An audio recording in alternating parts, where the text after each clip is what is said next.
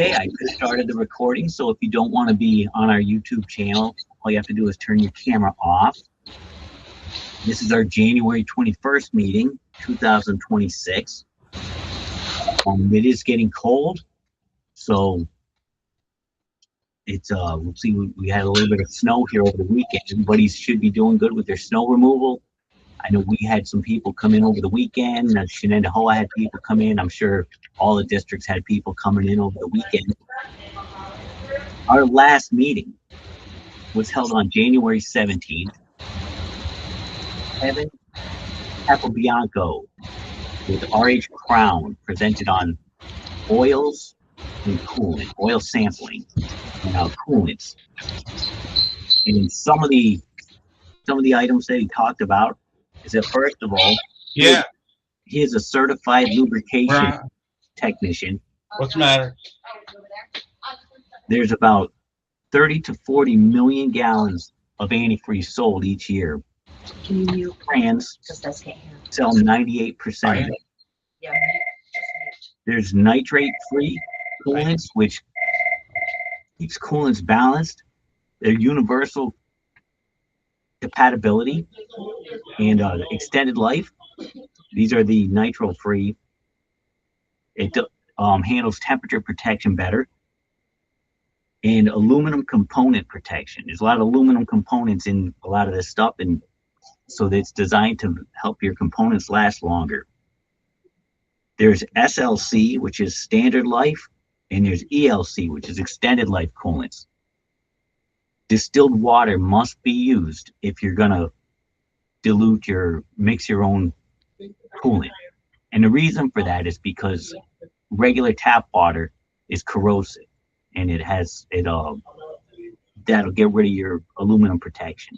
So you have to use the distilled water, or you buy it pre-mixed. There are still older formulas out there, so if you've got old tractors, old classic cars and stuff that require the old green regular coolant, we can still get that. Heavy duty coolants can be used in light duty applications, but light duty coolants cannot be used in heavy duty. So there's a difference. He says the red and the yellow pretty much covers everything, so long as it's the nitro-free coolant, the extended life. And as he spoke about the oil samples, well, the other thing with the coolant is, remember, we all used to install those coolant additive filters, and that's kind of a thing of the past. So that meeting was recorded. So if you want to get up to date on that stuff, you can watch that one. On the same one, he spoke about some of the benefits of oil sampling, and he said it's about $22 per sample, so per boss that you sample the oil. The oil sample report, there's a blue line that's used for the base, and everything is based off of that. And viscosity is the ability to lubricate. But I know that we do an awful lot of oil sampling, and we were finding a lot of issues just from our oil, a lot of injector issues. When your oil sample comes back with a large amount of fuel in it, you've got an injector hanging up. So we had a lot of issues like that, and we could catch, by oil sampling, we could catch these issues before they became detrimental to the engine, and we would, change just one injector, two injectors, whatever we needed to do. So we caught it before it became a big issue. But again, that meeting was recorded, so all that information is out there. So feel free to watch that at any time, refer to it. Today's presenter will be Jeff Curry with Leonard Bus Sales, and he's going to be presenting on the International Electric Bus, any changes and updates since last year. So go ahead, Jeff.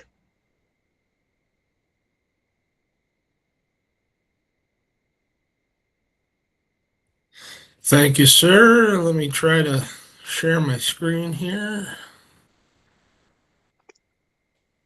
Sure, I know you have to click entire screen.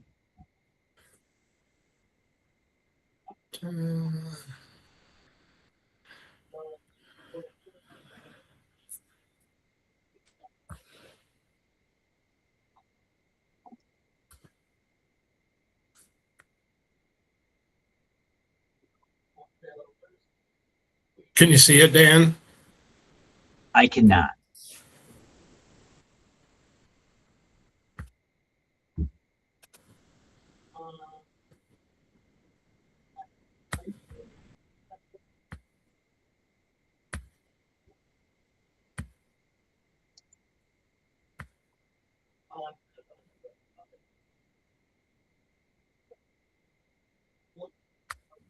And you hit up. There you go. Okay, we can see it. Very good.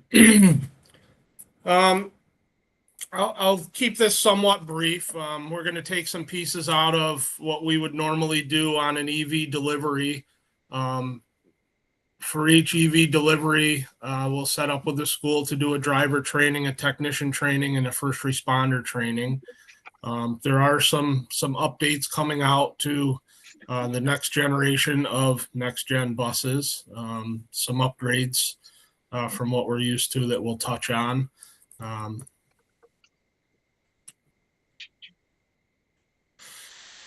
A typical agenda when we come into the school, things that we'll cover, just so everybody knows: spec sheet, maintenance and intervals, vehicle charging, which is very dependent on which chargers that you get, basic power flows, and then high voltage component overviews, and then if needed, as you all know, I think by now, all our electric buses are coming with four-wheel disc brakes. We still offer our standard range battery set that's roughly 135-mile range, along with the extended range that's roughly 200-mile range. Of course, that's all very dependent on driver habits, weather, other circumstances. We do have a battery thermal management system that's designed to keep those batteries at an optimal temperature. And there are some changes to that I'll touch on here momentarily. We have a single phase 650 volt motor.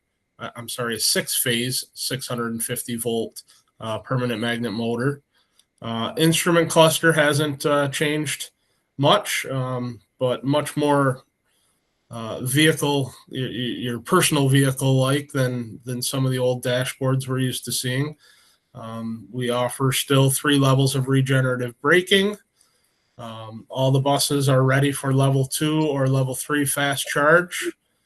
A peak horsepower of 335 horsepower, continuous power of 255 horsepower, and all the vehicles are ready for vehicle to grid if that's something that a district is interested in.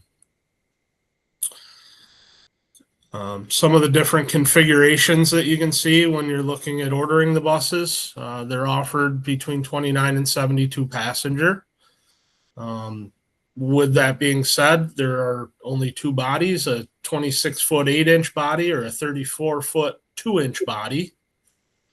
Wheelbases, a 217-inch or 276-inch. GVWRs at 31,000 or 35,000. Obviously, depending on really the size of the bus. Standard electronic stability control. There are 2 rear gear ratios available, 557 or 683. We have electronic coolant-based heating system. There is the option of a fuel-fired heater, optional air conditioning. Charging ports are offered either in the front of the bus, being just behind the entrance door, or the rear of the bus. 2 sound generators on each bus to alert the public. Front axle can be either a 10,000 or a 12,000 pound axle. We only at this time offer the 1 direct drive Dana motor. Air disc brakes only all the way around the bus.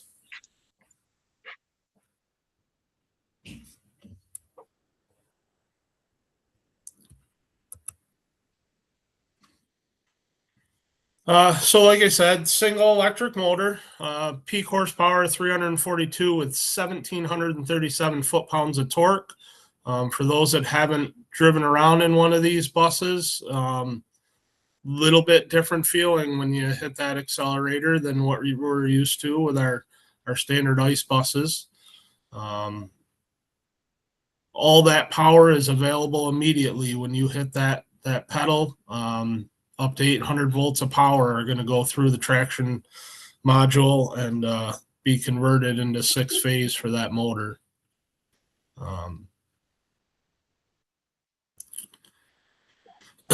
A big change that we've got, if you went with the standard range battery, the configuration is the same as you can see in the top right hand picture there. 3 stacks of 2 batteries nestled up in between the frame rails. Hey Jeff, we can't see your slides advancing. Oh, it stayed on the same slide? Yeah, so you just have to go through, I guess. Oh.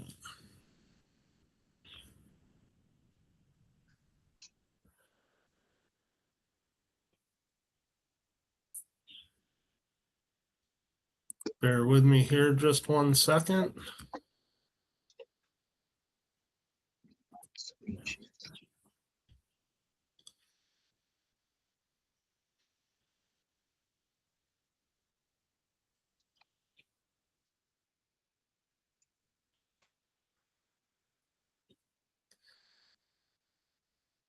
Yeah, you might have to log out and back in maybe.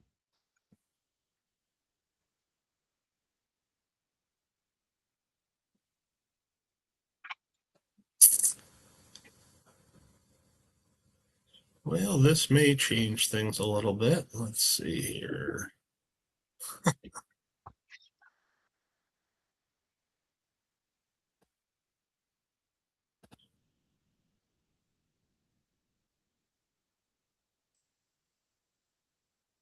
There you go. Well, we'll see if it advances. So as I was saying, the standard configuration battery system stays the same, as you can see in the upper right hand corner picture there. 3 stacks of 2 batteries. When you go to the extended range battery, they've changed the location of one of the batteries. The one that used to be back behind the rear axle is now going to be moved basically under the driver's seat outside of the frame rail on the left-hand side, road side of the bus.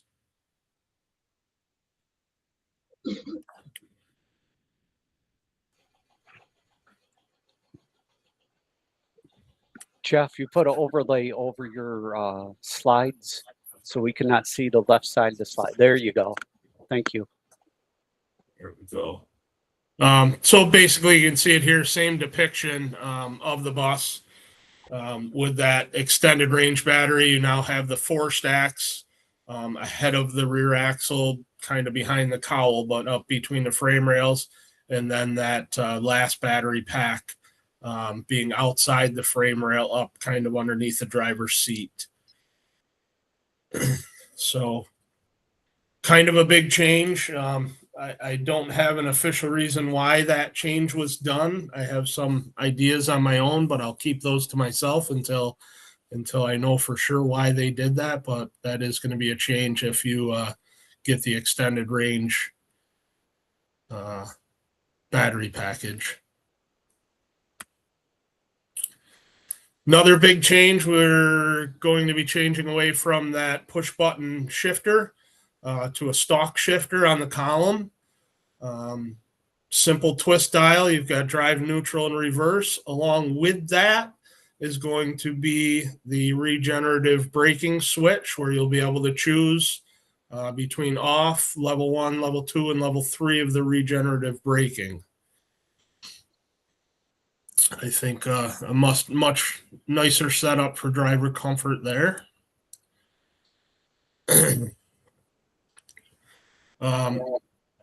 Instrument cluster has basically stayed the same with the same information that's been on the next gen unit.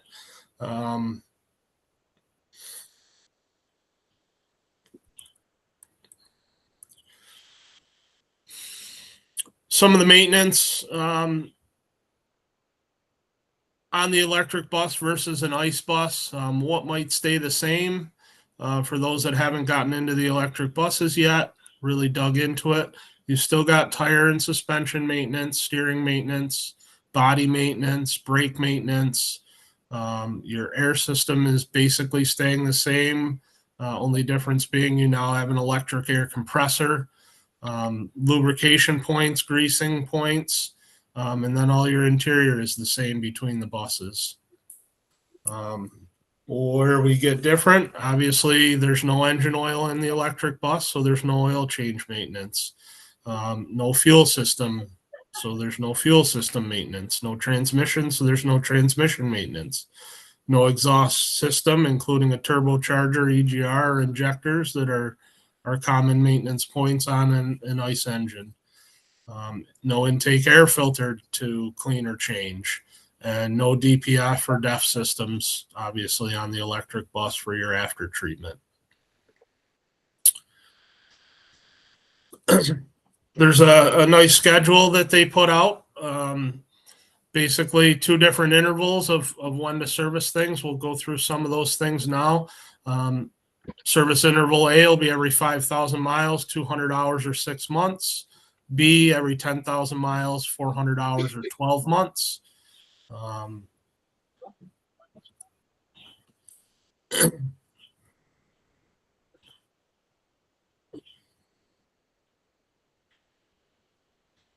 So something that's a little bit of a disadvantage to us is with our ICE buses, we typically have a shakedown with the buses being driven from Tulsa to find any components that might not have gotten torqued up quite right, shaken loose, moved around, started to rattle, things like that, that it's easy to find before delivery. With the ICE buses, they're trailered out. So we do a small shakedown with those to try to find those things, but retorquing things becomes a partnership between the customer and us as the dealer, looking at those things after a little bit of usage. And you can see that on the schedule there, along with lubrication, but checking fasteners and wheel end play and things like that. Not going to spend a whole lot of time on this right now, but this is something, again, that we would spend time with the techs in the shop on delivery to make sure that you have a good understanding of all these things. A lot of your service intervals are the same, just a little bit different in what you're doing in some cases, like a power steering system is still at the same service interval, just you've got an electric pump instead of a belt-driven pump anymore. But just to let you know, I guess, a little bit of a peace of mind that there's information there to help you and schedule things so that you're not left in the dark. We basically have 3 different cooling systems on the bus. There's an electronics cooling system. There's a cabin cooling heating system, basically, and then the battery thermal management system. Next few slides will just kind of show you the breakdowns of those. Surge tanks, for those that have seen the up to current buses, you've got 2 surge tanks under the hood, one being for the power electronics cooling system, one for that heating system in the bus, that were mounted right next to each other. They're under the hood. They've now separated those so that one would be on the driver's side of the engine bay and one still up on the cowl, but still serving the same purpose. You can see the things and the routing of the cooling through that system now. Surge tank to the cooling pump, through the onboard chargers, TPIM module, drive motor, DC to DC chargers, and through the radiator system and back around. Nothing real earth shattering there. I had previously mentioned that we now have an electronic air compressor. It is an oil-free or maintenance-free compressor. The only maintenance on it would be what hopefully you can see here is an intake filter for that compressor. Recommended that they change that every 10,000 miles, 400 hours, or 12 months, whichever comes first. It's my understanding when you order that filter, you get everything in blue right there. The filter and the hose and everything all as one unit to replace. Makes it nice and easy for you.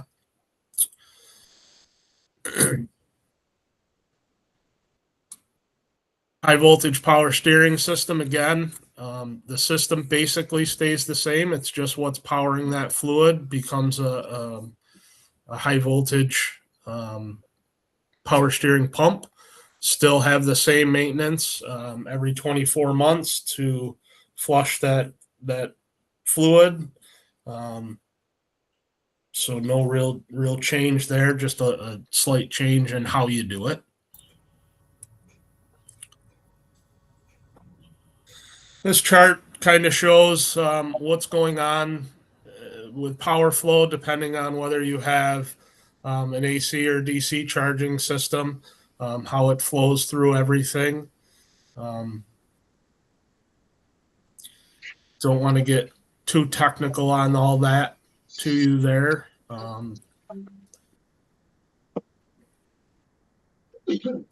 DC to DC converters designed to keep the 12-volt system charged, basically work like an alternator without having a belt spinning it. It's going to convert your high voltage DC power into low voltage DC power. Another look at those up close a little bit.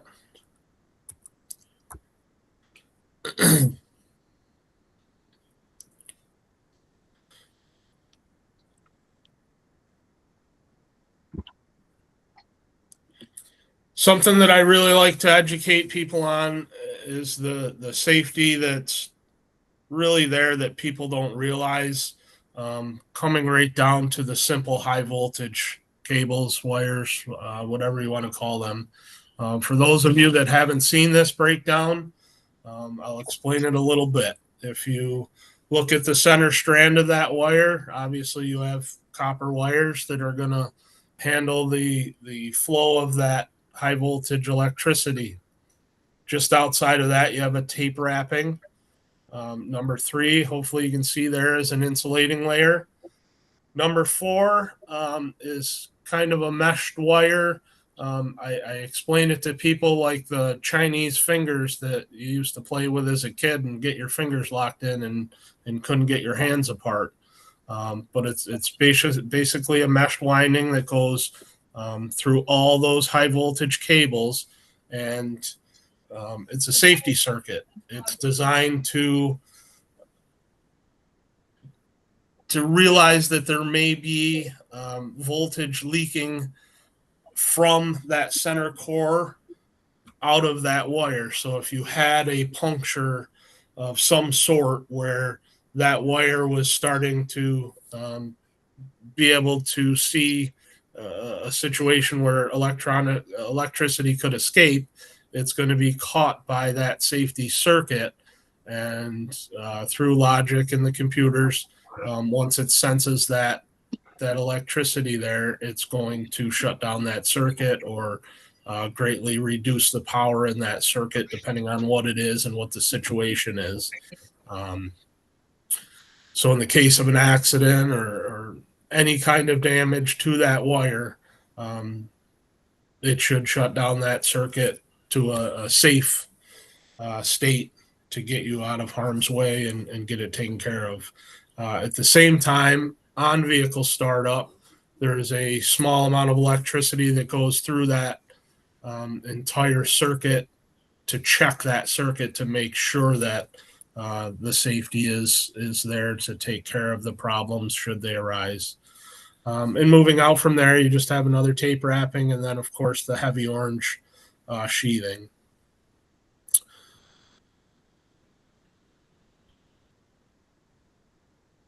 Any questions on that?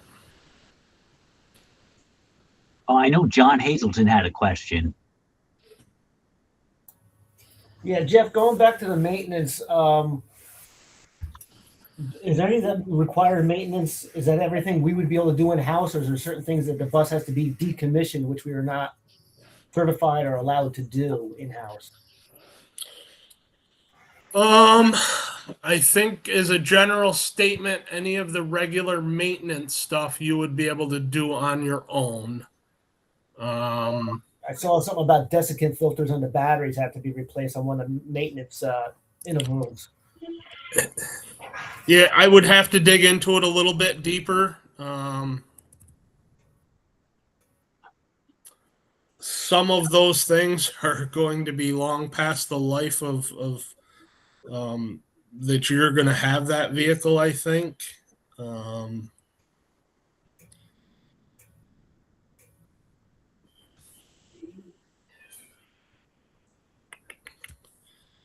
You know, things like cabin heater, coolant fluid replacement every 150,000 miles.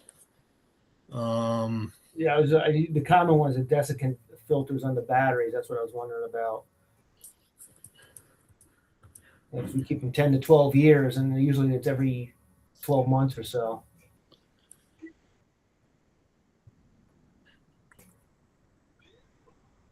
Just looking at filters. I will have to get back to you on that to see if there is any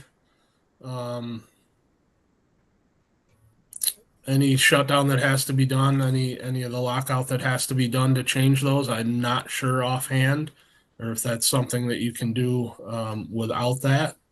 That's Okay. a great question, though. I'm not sure on those, but everything else that I'm thinking of, obviously greasing kingpins is going to be the same. Changing brakes is going to be basically the same.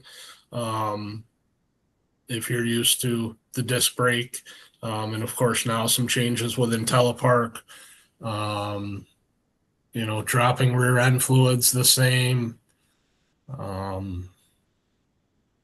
Little different procedure maybe to evacuate cooling systems and power steering systems, things like that, but no isolation that I'm aware of that needs to be done for that. But let me find out, and I will let you know for sure. Okay, thank you. On those things. Get back to where I was here. Again, just some power flow diagrams here.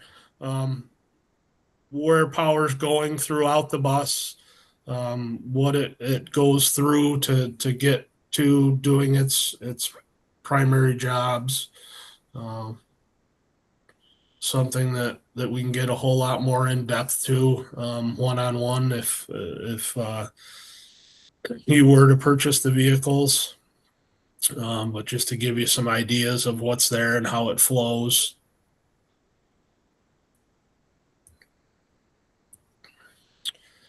For those of you that haven't seen or haven't quite understood, under our buses, there's basically 3 zones of the high voltage electronics, and those can be seen with solid orange high voltage cables, orange cables with a blue stripe around them, orange cables with a white stripe around them. And that's basically there for us to identify things.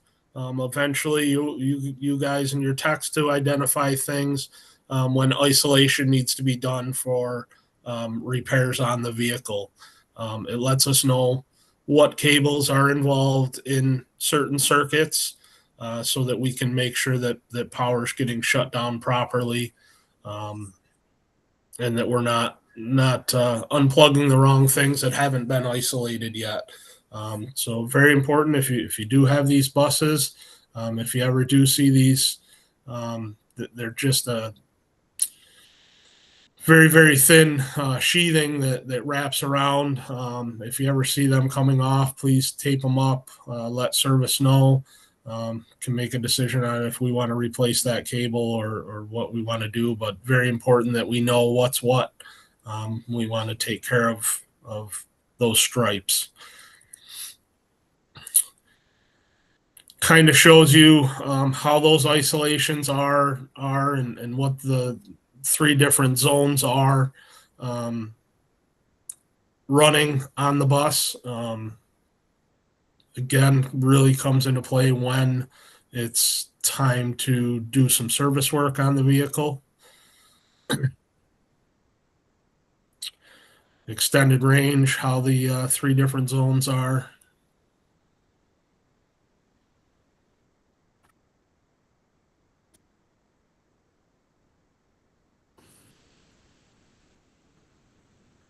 Something that's unclear at this point is how are we going to get the techs in the schools high voltage certified to work on things.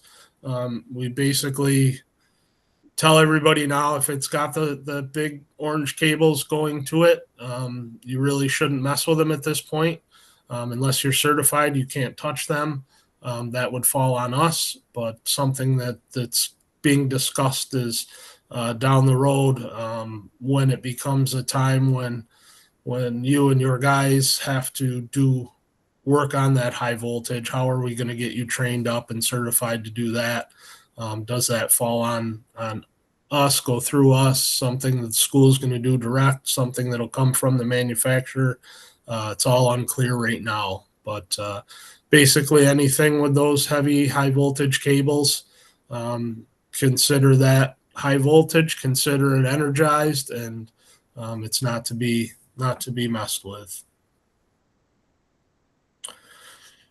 Cross view of the cable we just discussed, core, insulator, safety circuit, insulator, another insulator.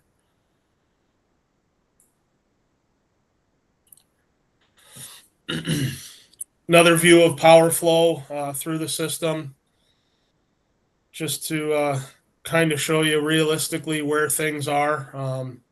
So the right-hand side of the diagram would be up under the hood. Obviously, working your way to the left would be working your way towards the rear axle. Rear axle is the same as what you're used to in your ICE buses, just turned and flipped over so that the drive comes from the rear of the vehicle.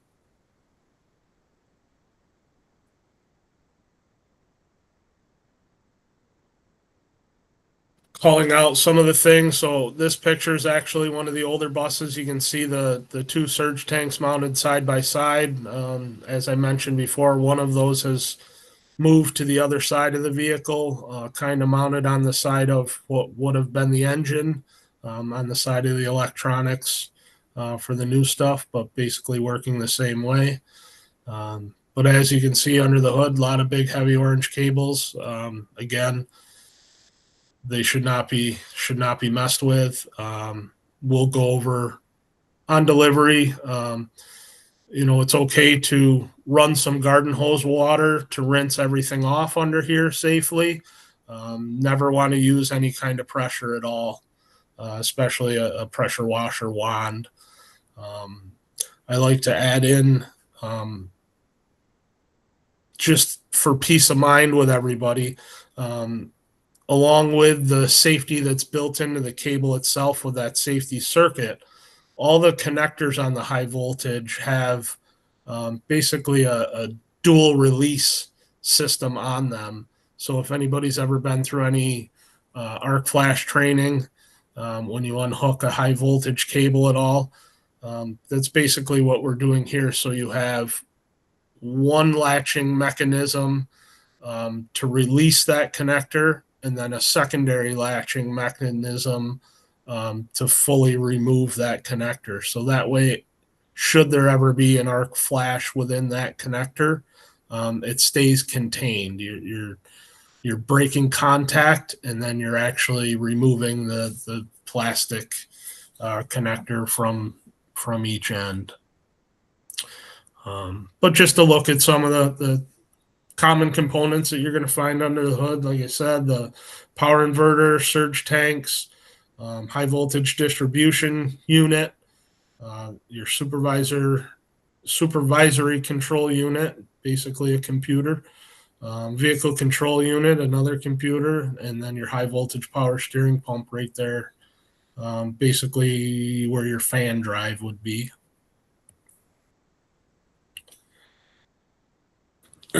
What some of those things do, your high voltage distribution unit's going to provide power for the power steering, for the air compressor, for your DC to DC converters, and for your cabin heaters.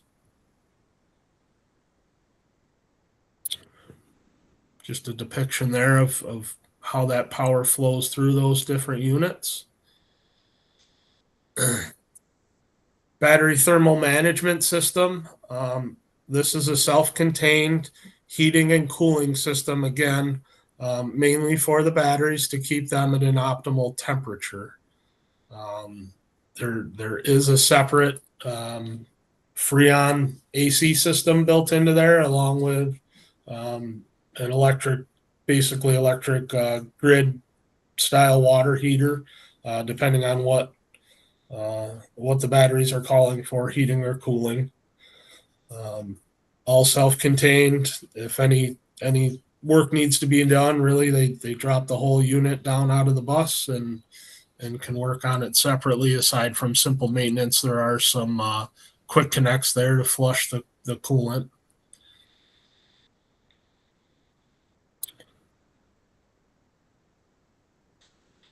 See some of the wiring going to that. You've got a 12 volt positive, you've got a low voltage connector, you've got a 12 volt negative, just a cable support bracket, a ground, and then your high voltage cable.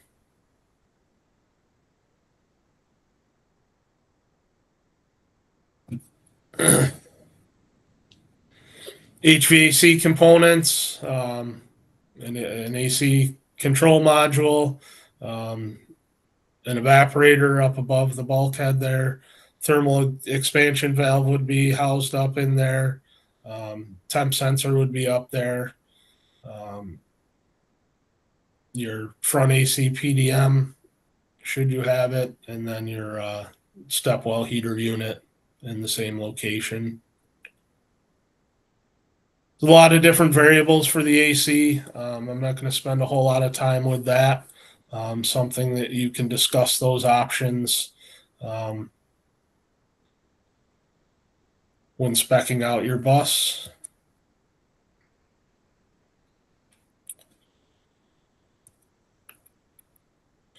Cooling system. Here's a look at your power electronics cooling system pump.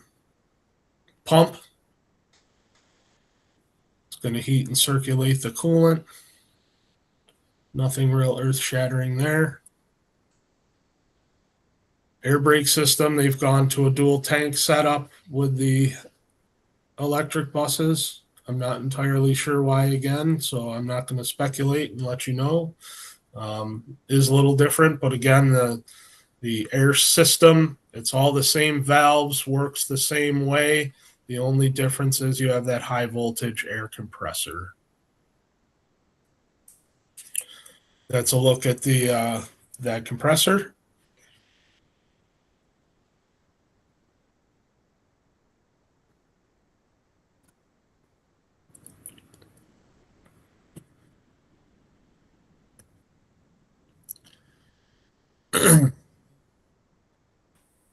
Air dryer. Little different than what the ice bus went to, but all the same functions, same features, external governor, but doing the same work as any other air dryer.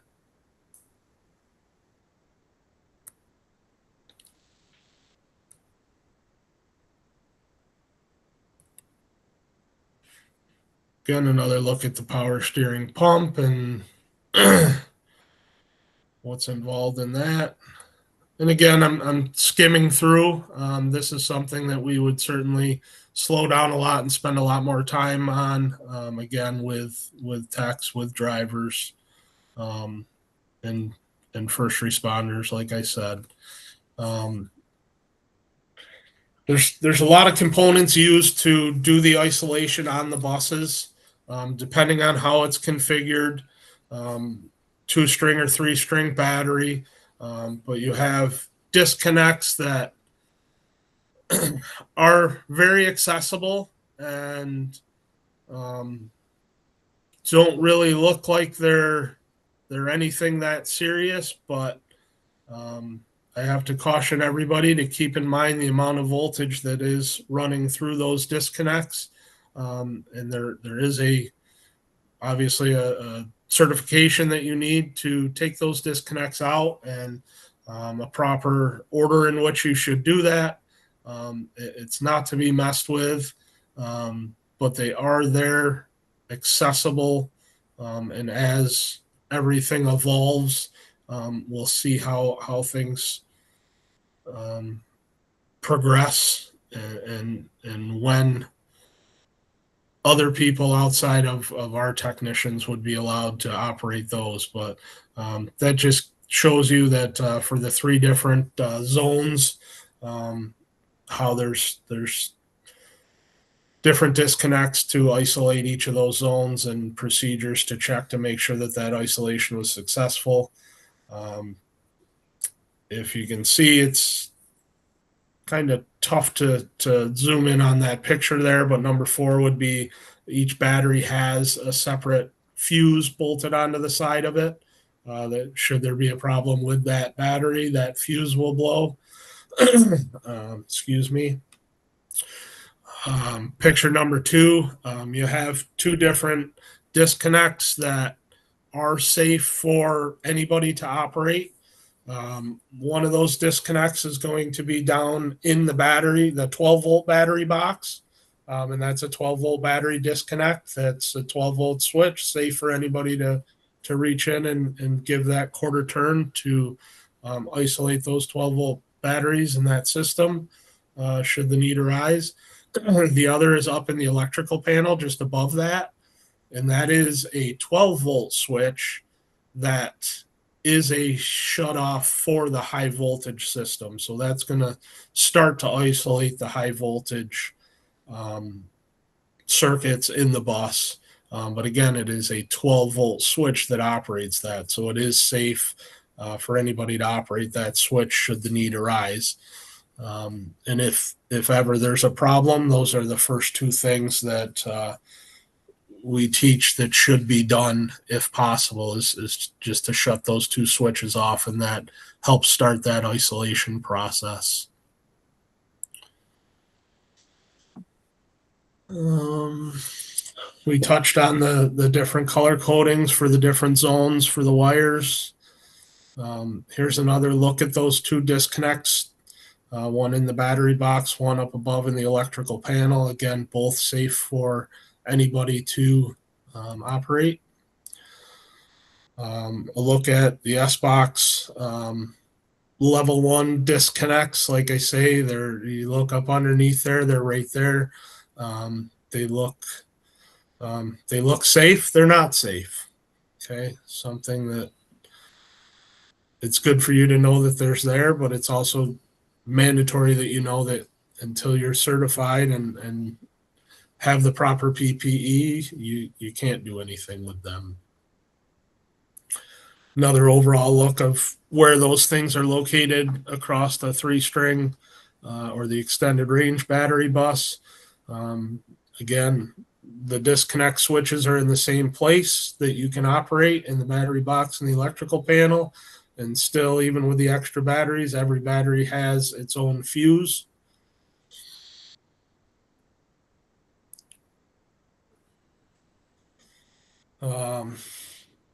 Just showing you the power at the S-Box, all the voltage that's coming out of there.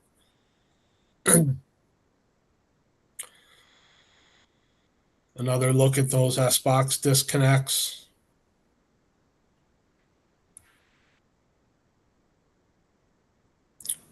Zone 2 disconnects are right up above the front axle.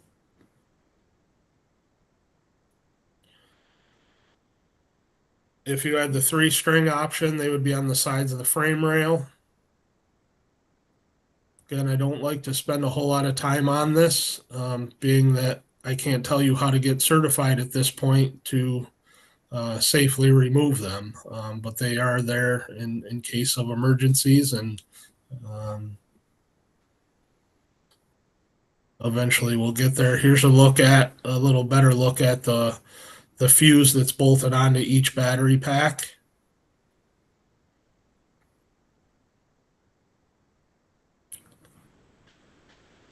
I'm not going to spend a whole lot of time on this. Just for your own peace of mind, there is a nice heavy shield in front of each battery pack to protect those battery stacks that are also, again, other than the one on the extended range stuffed up between the heavier frame rails. Onboard charging interface, I'm not going to get into. There's a look at that, the direct drive motor, the specs on that we've gone over. Important to note, should you ever have to tow or push the vehicle, if you're going any length whatsoever, you really should disconnect that drive shaft.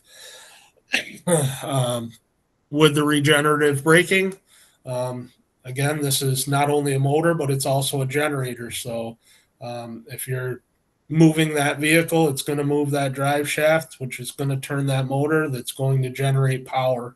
And you could be putting yourself and equipment in danger. So I would say if you're moving the bus any more than maybe a bus length, go super slow, but take that drive shaft out so that you're not creating more problems. Good look at that fuse on the battery.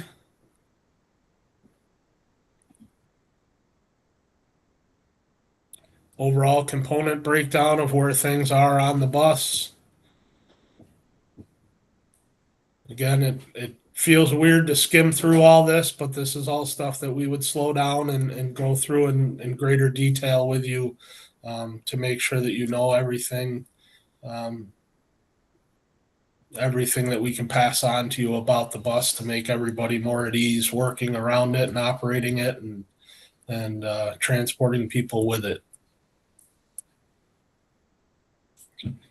And of course, like I said, we have a nice disc brake training session that is not only available to the electric bus, but anybody that's gone to disc brake with ICE options. We can come out and teach your guys and make sure that they're comfortable with those.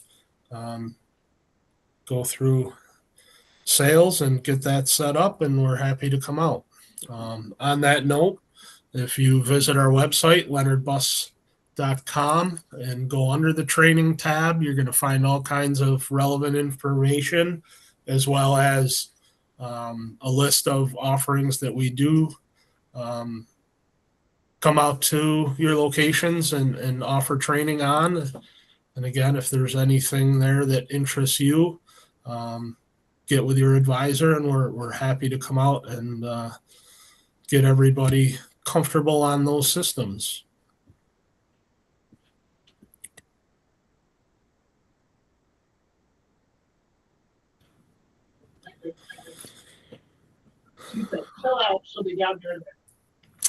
Are there any other questions?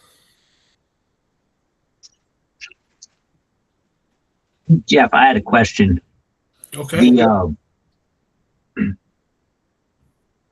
Did they put some kind of a cage around that external battery? So if you took it from behind the rear axle and put it up to the left under the driver's seat, is there like a cage around that, some kind of protection? I've seen one picture that depicts that there is good, solid material around it. But I haven't seen anything good enough to pass on yet. And if you look on the current buses, how those stacks are mounted up in between, there's a real heavy cage around those to protect them, as well as the heavy frame rails, obviously. But yeah, I'm interested. I just learned about the the move maybe a week ago, Dan. So Mhm. I'm digging for that information too. I'm not Yeah, that's sure why that change was made. all right. Yeah, well, I mean, If it- that's why we have these meetings every year to yeah, try to see what the updates are between the big yeah, three. that one just got brought to our attention. So Mhm. stay tuned as we learn more. Yeah, Um, absolutely. If you can find out and shoot me an email or so, I'll let yeah, everybody know. yeah. Um, I've heard of problems unhooking the charge cable. Have you had any issues with that, other than the one that I know about? Um, I don't I know if can't it's a say soft. there's been a couple of situations. There's been some software updates. There's been um, a lot of a lack of passing on proper procedure on how to do it. Um, so at this point, I'm going to say it's critical that we spend necessary time with everybody involved. In a lot of cases, depending on the district, they like us to train one person, and then that person passes on that information. And I try to encourage get everybody involved, get them in the room. It's brand new to everybody. Um, the more we can pass on one, and then practice together to make sure people have a good understanding, the better off that they are. One of the huge problems we see is a simple starting procedure, not waiting for the units to go through their self checks before you turn that key over to that start position. Um, Creates havoc on all units, but especially the electric units. So I can't say that there's been a ton of mechanical issues that are involved in that, but certainly there's been a couple things break, but things break. Okay, the other question that I have is coolant. Do you know how many gallons of coolant the system holds? Because that is Um, pretty I expensive. I think it depends on obviously whether you have the 2 string or 3 string, and then the length of the body, obviously how much hose you've got. But I've heard upwards to 35 gallons. It is just the same red Dex Cool that you're used to in your um, gas or diesel engines that you use. Nothing fancy there. Just the extended life coolant. But it between the 3 units, I've heard upwards of 35 gallons, and that would be completely flushing all 3 systems. Wow, a lot of coolant. And that 2 string, I want to say it's somewhere around 15 to okay, 18. Um, 2 string. All right, yeah. So a decent amount of coolant. Yeah. You mentioned a heater. The heat has always been an issue with all these electric buses. It doesn't really matter what brand it is. It consumes so much of the battery capacity to heat the bus. And you had mentioned a diesel. Is that like the Webasto heaters that we used to run years ago? Exact same thing. So you do have the option of the diesel fueled heater. Um, if you get the diesel fuel heater, I believe it negates the ability to have air conditioning on the bus. Don't quote me on that. Talk to your advisor, but I believe it negates that option. There are changes in process now with the heating system. They've gone through a couple generations where I believe the original buses started with a single 20-watt heater, and then they went to 2 10-kilowatt heaters and then 2 20 kilowatts. And my understanding is the newest stuff coming now is going to be 3 of the 10-kilowatt heaters with programming that's going to basically look at the demand and be able to adjust how much we're using from those 3 heaters to try to limit how much draw it's got on the battery. Along with that, something that's been discussed is how we can precondition those batteries when the unit's charging. It is now going to be available that there is a certain procedure, but you can have the bus plugged into the charger and have it precondition those batteries before you go to operate it, and use as much of the charging power as possible to start that preconditioning. Okay. Yeah. John Hazelton. Yeah, if you do have a auxiliary heater on it, does that still qualify as a zero emissions bus? Somehow, yes. Okay, because there's no converters or anything on a generator or diesel heater that I Sure know of. Yeah. Yeah. And, I don't know.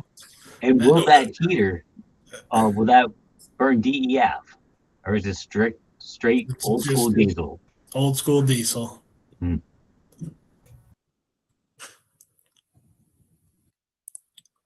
Okay. Any other questions, John?